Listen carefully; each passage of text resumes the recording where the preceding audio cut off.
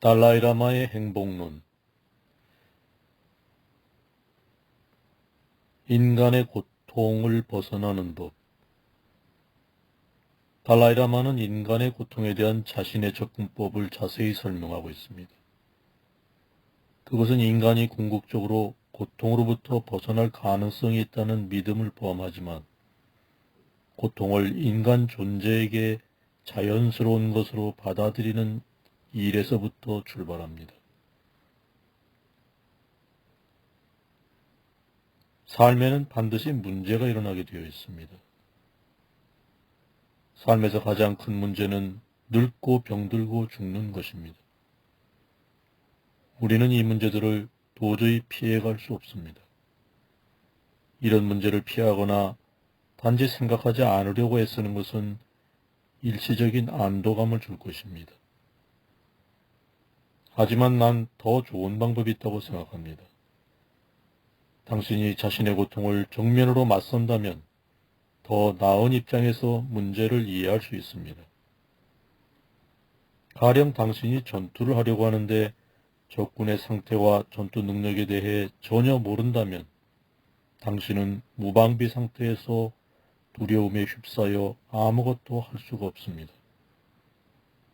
하지만 당신이 상대편의 전투 능력을 알고 있다면, 이를테면 그들이 가진 무기의 종류 같은 것을 안다면 막상 전투가 벌어질 때 훨씬 유리한 입장에 서 있을 것입니다.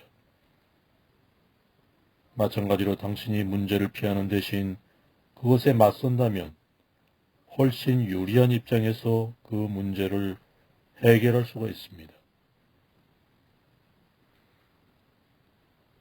당신은 늙는 것과 죽음을 부정적이고 원치 않는 일로 여기면서 그냥 잊어버리려고 할 수 있습니다.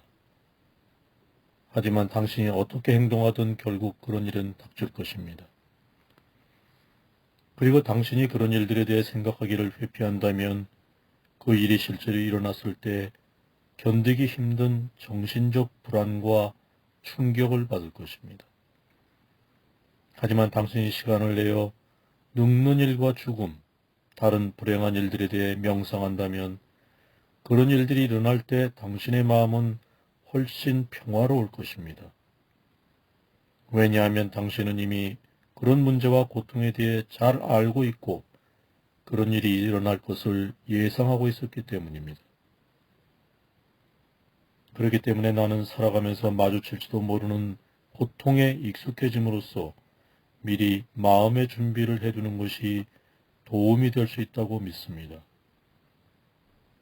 전투에 비하면 고통에 대해 명상하는 것은 일종의 군사훈련으로 볼 수 있습니다. 전쟁과 총과 폭탄에 대해 전혀 들어본 적이 없는 사람은 전투를 벌여야 할 상황이 닥친다면 아마 기절할 것입니다. 하지만 당신은 전쟁 연습을 통해 일어날 일을 미리 알 수 있고 설령 전쟁이 일어나더라도 그렇게 당황하진 않을 것입니다. 고통이 삶의 일부라는 것을 받아들이기 위해 우리는 먼저 불만과 불행한 느낌을 주는 것들을 살펴볼 수가 있습니다. 예를 들어 당신 자신이나 가까이 지내는 사람이 명성과 부를 얻고 또 다른 기쁜 일을 경험한다면 당신은 무척 기쁠 것입니다. 하지만 자신이 그런 걸 얻지 못하거나 당신의 경쟁자가 그것을 얻는다면 당신은 불만과 불행한 느낌이 들 것입니다. 하지만 삶을 살펴본다면 당신은 고통과 불만을 일으키는 것들은 많은 반면에 기쁨과 행복을 일으키는 것들은 비교적 적다는 사실을 자주 발견할 것입니다. 좋든 싫든 이것이 우리가 받아들여야 할 상황입니다. 그리고 이것이 우리 존재가 처한 상황이기 때문에 우리는 고통에 대한 우리의 태도를 바꿀 필요가 있습니다. 고통에 대한 우리의 태도는 매우 중요합니다. 왜냐하면 그런 태도가 고통이 찾아올 때 우리의 대처 방법에 영향을 주기 때문입니다. 우리는 일반적으로 고통을 극도로 싫어하고 참지 못하는 태도를 갖고 있습니다. 하지만 고통에 대한 우리의 태도를 바꿀 수 있다면, 그래서 고통을 좀 더 참는 태도를 갖는다면 불행하고 불만스러운 느낌을 몰아내는데 큰 도움이 될 것입니다. 개인적으로 생각할 때 고통을 참는 데 도움을 주는 가장 강력한 방법은 삼사라입니다. 즉, 깨닫지 못한 존재는 본질적으로 고통을 겪을 수밖에 없음을 이해하라는 것입니다. 달라이 라마의 행복론. 고통에서 벗어나기.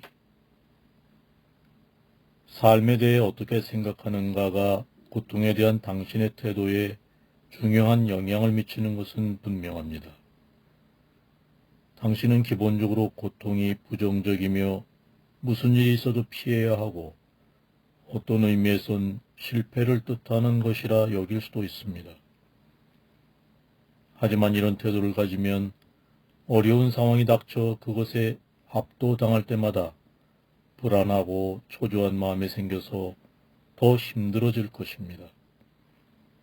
반면에 당신이 근본적으로 고통이 자기 존재의 자연스러운 일부라는 사실을 받아들인다면 삶의 시련에 부딪힐 때도 의심할 여지 없이 잘 견뎌낼 수 있을 것입니다. 고통을 어느 정도 참지 못한다면 당신의 삶은 비참해지고 사는 것이 마치 한밤중에 악몽을 꾸는 것과 같을 것입니다. 그리고 그 밤은 영원히 끝나지 않을 것처럼 느껴질 것입니다. 존재의 불만족스러운 성격에 대해 말할 때 당신은 어느 정도 불교를 염두에 두고 그것을 이해해야 합니다. 그런 생각들은 적당한 맥락, 다시 말해 불교의 틀 속에서 이해해야 합니다. 내가 말한 고통에 대한 시각을 적당한 맥락에서 보지 않으면 다소 비관적이고 부정적인 것으로 오해할 위험이 있다는 것을 압니다.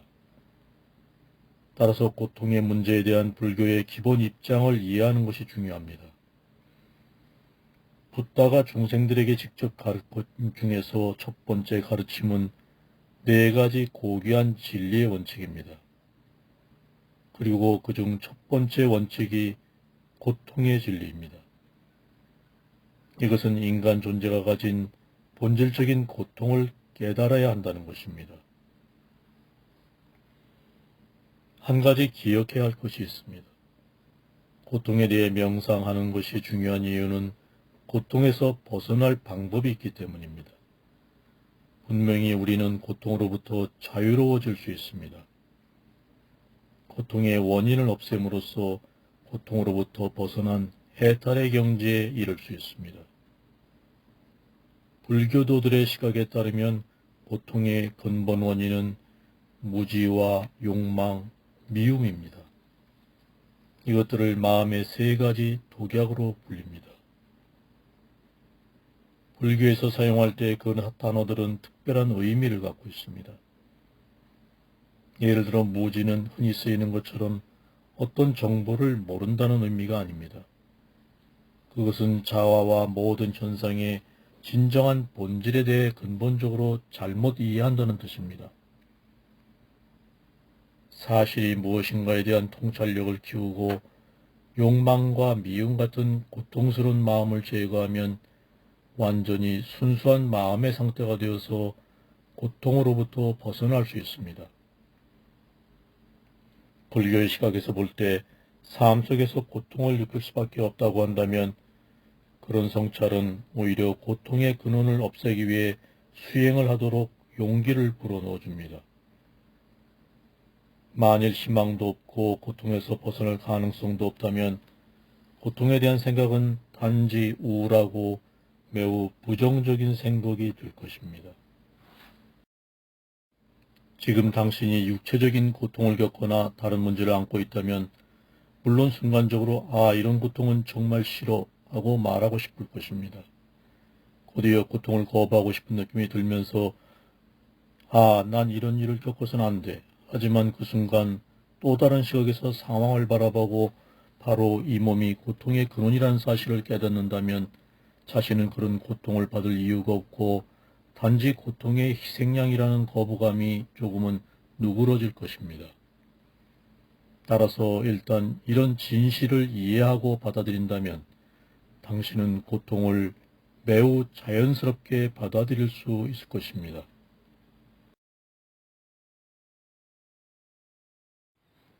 달라이라마의 행복론.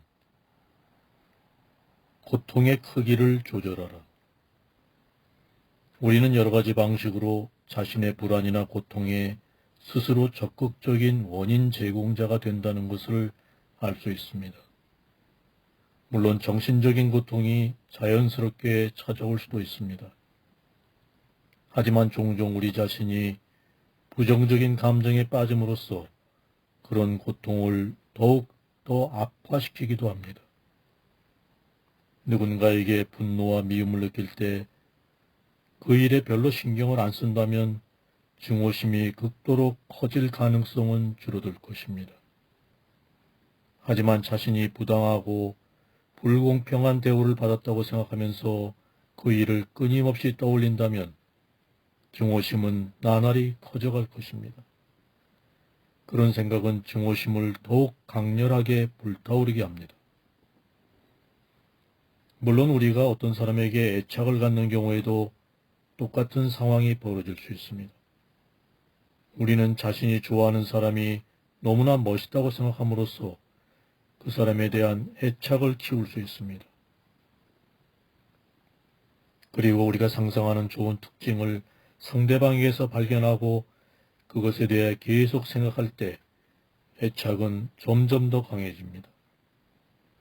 하지만 이것은 생각을 거듭하면서 그것에 익숙해짐으로써 우리가 더욱 강렬한 감정을 가질 수 있음을 보여줄 뿐입니다. 또한 우리는 종종 지나칠 정도로 민감하게 느끼고 사소한 일을 크게 여기고 그런 일을 자신만 겪고 있다고 생각함으로써 스스로 고통을 키웁니다. 우리는 작은 일을 너무 심각하게 받아들이고 턱없이 부풀리는 경향이 있습니다. 반면에 진짜로 중요한 일은 무관심하게 지나치곤 합니다. 자신의 삶에 심각한 영향을 미치고 멀리 내다볼 때 훨씬 더 중요한 결과를 가져오는 일들을 말입니다. 따라서 당신이 고통을 겪는가 안 겪는가 하는 것은 상당 부분 주어진 상황에 대한 당신의 반응에 달려 있습니다. 예를 들어 누군가 뒤에서 자신을 욕하는 것을 알아차렸다고 합시다. 그 사실을 알고서 마음의 상처를 받거나 화를 내는 등의 부정적인 반응을 보인다면 그것은 스스로 마음의 평화를 깨뜨리는 짓입니다. 당신이 겪는 고통은 당신 스스로가 만들어낸 것입니다. 반면에 당신이 부정적인 반응을 자제하고 비난의 말이 귓가를 스치는 한 줄기 바람처럼 그냥 지나가게 놔둔다면 마음의 상처를 받지도 않고 힘들게 고민할 필요도 없을 것입니다. 따라서 고통스러운 상황을 항상 피할 수는 없을지라도 상황에 대응하는 방법에 따라 자신이 받는 고통의 크기를 조절할 수 있습니다. 고통이 어떻게 일어나는지 그 원인과 바탕을 조사하는 것이 매우 중요합니다. 그 첫걸음은 우리가 영원하지 않고 일시적인 존재라는 것을 이해하는 일입니다. 모든 사물, 사건, 현상은 매 순간 역동적으로 변화하며 그대로 정지해 있는 건 아무것도 없습니다. 사람의 피가 순환하는 걸 생각해 보면 이런 생각을 확실히 이해할 수 있을 것입니다. 피는 끝없이 흐르면서 우리 몸을 돌기 때문에 결코 가만히 있는 법이 없습니다. 현상이 이처럼 시시각각 변하는 것은 현상의 고유한 성질인 듯합니다. 따라서 이것은 모든 것들이 영원히 같은 상태로 있을 수 없음을 보여줍니다. 모든 것들은 변할 수밖에 없고 어떤 것은 영원한 상태로 존재하지 않기 때문에 자기만의 힘으로 똑같은 상태를 유지할 수 있는 것은 없습니다. 따라서 모든 것들은 다른 요소들의 힘이나 영향 속에 있습니다. 당신이 어느 순간 즐거움과 쾌락을 느끼더라도 그것은 영원하지 않을 것입니다. 그것 또한 불교에서 변화의 고통으로 부르는 고통의 범주에 들어가기 때문입니다.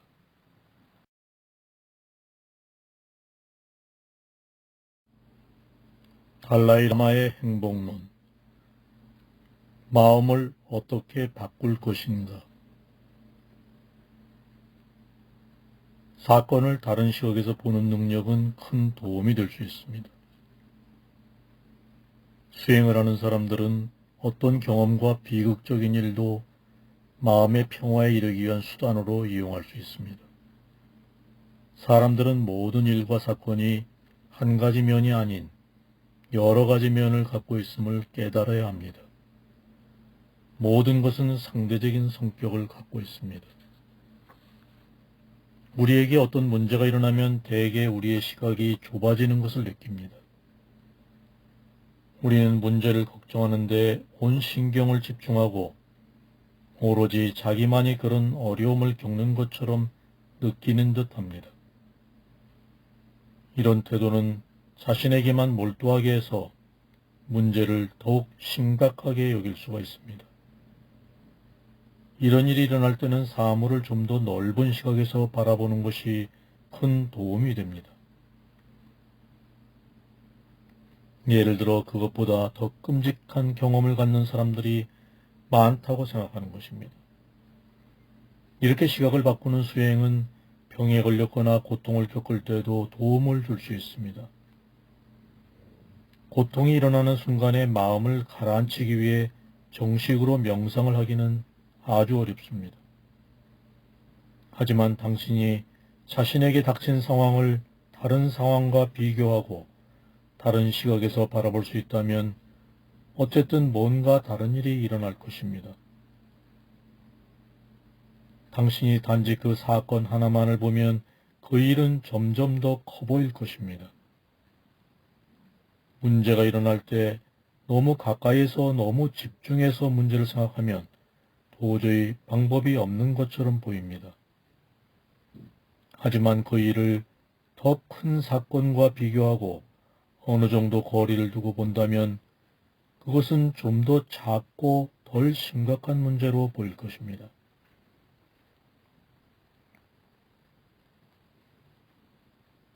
다른 관점에서 본다면 당신을 화나게 만든 사람도 분명히 긍정적인 성격을 많이 갖고 있을 것입니다. 잘 살펴본다면 당신을 화나게 만든 그의 행동이 당신에게 어떤 기회를 주었다는 것도 알 수 있습니다. 노력만 한다면 당신은 한 사건에서 여러 가지 시각을 볼 수 있습니다. 이런 방법이 분명 도움이 될 것입니다. 우리는 어느 정도 노력을 하면서 상황에 대응할 필요가 있습니다. 시간을 갖고 그 상황에 대한 다른 시각을 진지하게 찾아야 합니다. 단지 피상적인 방법이 아니라 날카롭고 직접적인 방법으로 찾는 것입니다. 당신은 모든 이성적인 능력을 이용해 상황을 가능한 한 객관적으로 볼 필요가 있습니다. 어떤 사람에게 몹시 화가 났을 때 당신은 그를 100% 나쁜 성격을 가진 사람으로 여길 수가 있습니다. 이것은 당신이 어떤 사람에게 강한 매력을 느낄 때 그 사람을 100% 좋은 성격을 가진 사람으로 생각하는 것과 비슷합니다. 하지만 이런 주관적인 생각은 실제와 일치하지 않는 경우가 많습니다. 당신이 매우 좋게 생각하는 친구가 의도적으로 당신에게 나쁜 해를 입힌다면 갑자기 당신은 그가 100% 좋은 성격을 가진 사람이 아니라는 걸 의식할 것입니다. 마찬가지로 당신이 한때 미워했던 사람이 진심으로 당신에게 용서를 빌고 계속해서 친절하게 행동한다면 당신은 그를 100% 나쁜 사람으론 생각하지 않을 것입니다. 당신이 누군가에게 화가 나서 그 사람에게 긍정적인 성격이 전혀 없다고 느낄지라도 사실 완벽하게 나쁜 사람은 없습니다.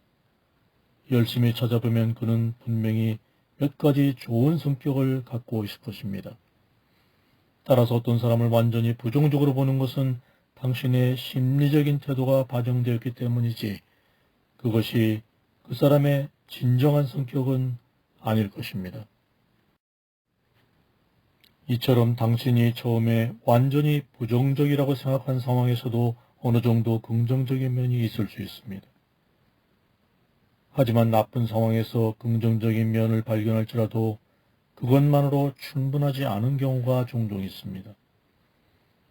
당신은 그 생각을 더욱 키울 필요가 있습니다. 따라서 당신은 긍정적인 면을 자주 떠올려야 할 것입니다. 점차로 당신의 감정이 변할 때까지 말입니다. 당신이 이미 어려운 상황에 닥쳤다면 한두 번 특별한 생각을 가진다고 해서 간단히 자신의 태도를 바꿀 수는 없을 것입니다. 오히려 당신은 새로운 관점을 배우고 연습하고 그것에 익숙해지는 과정을 통해 그 어려운 상황에 더 잘 대처할 수가 있습니다.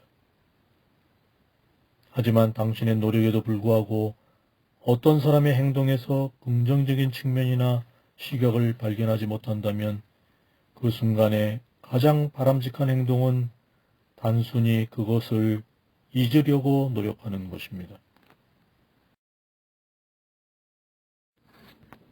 달라이라마의 행복론. 달라이라마는 균형 있는 삶을 사는 일의 가치에 대해서 이렇게 설명합니다. 삶에 대해 균형 감각을 갖는 것, 즉 극단을 피하려고 조심하는 것은 매우 중요한 일입니다. 그것은 삶의 모든 면에서 중요합니다.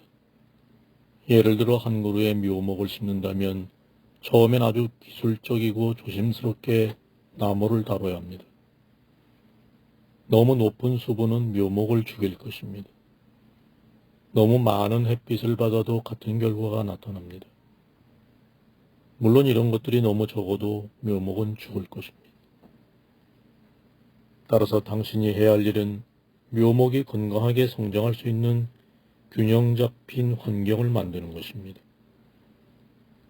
사람의 건강을 예로 든다면 몸 안에 어느 한 가지 물질이 너무 많거나 적을 경우에 건강에 해로울 수 있습니다. 이를테면 몸 안에 단백질이 너무 많거나 적은 경우 모두 해롭죠. 이처럼 조심스럽고 기술적인 접근, 다시 말해 극단을 피하려고 주의하는 태도는 정신과 감정에도 적용됩니다. 당신이 성취한 일이나 남보다 우월한 점을 생각하며 자만심에 빠져 우쭐대는 자신을 발견한다면 자신이 가진 문제와 고통을 더 많이 생각하고 존재의 불만족스러운 면을 깊이 생각함으로써 그 자만심을 바로잡을 수 있을 것입니다. 그것은 당신의 들뜬 마음을 가라앉히고 당신이 하늘에서 땅으로 내려오도록 도와줄 것입니다. 반대로 존재의 불만족스러운 면과 고통 등에 대한 생각이 자신을 완전히 짓누르는 느낌이 든다면 또 다른 극단으로 갈 위험성이 있습니다. 이런 경우에 당신은 완전히 용기를 잃고 무기력하고 우울해져서 이렇게 생각할 것입니다. 난 아무것도 할 수 없어. 난 쓸모없는 인간이야. 따라서 이런 상황에선 당신이 해낸 일과 지금까지 이룬 발전적인 모습들, 그리고 자신의 긍정적인 생각에 대해 생각함으로써 기분을 끌어올리는 일이 중요합니다. 그러면 당신은 기분이 좋아지면서 용기를 잃고 의기소침한 마음에서 빠져나올 수 있습니다. 따라서 그런 상황에서 필요한 것은 매우 균형 있고 기술적인 접근법입니다. 이런 접근법은 사람의 신체와 정신 건강에 도움을 줄 뿐 아니라 영적인 성장에도 해당이 됩니다. 예를 들어 불교에는 많은 수행법이 있습니다. 하지만 여러 수행을 할 때 극단을 피하는 것이 매우 중요합니다. 불교의 수행을 할 때는 경전을 공부하는 것과 명상하고 관조하는 수행이 함께 행해져야 합니다. 이것은 매우 중요한 일입니다. 학문적이고 지적인 추구와 구체적인 실천 사이에 어떤 불균형도 생겨서는 안 됩니다. 그렇지 않으면 지적인 추구가 지나쳐서 명상 수행을 가로막을 위험이 있습니다. 또한 배움 없이 명상만을 너무 강조하는 것도 사물에 대한 이해를 어렵게 만들 것입니다. 따라서 균형이 필요합니다. 극단적인 행동이 어디서 오는가를 이해할 필요가 있습니다. 집이나 가구, 옷 같은 물질을 추구하는 것을 예로 들어봅시다. 어떤 면에서 가난은 극단의 한 종류로 볼 수 있고, 따라서 누구나 가난을 극복하고 육체적인 편안함을 얻기 위해 노력할 권리가 있습니다. 한편 지나친 사치와 끝없이 부를 추구하는 것도 또 다른 극단의 모습입니다. 우리가 더 많은 부를 추구하는 궁극적인 목적은 만족과 행복을 얻는 데 있습니다. 하지만 더 많은 것을 추구하는 마음의 바탕에는 충분치 않다는 느낌과 불만족이 깔려 있습니다.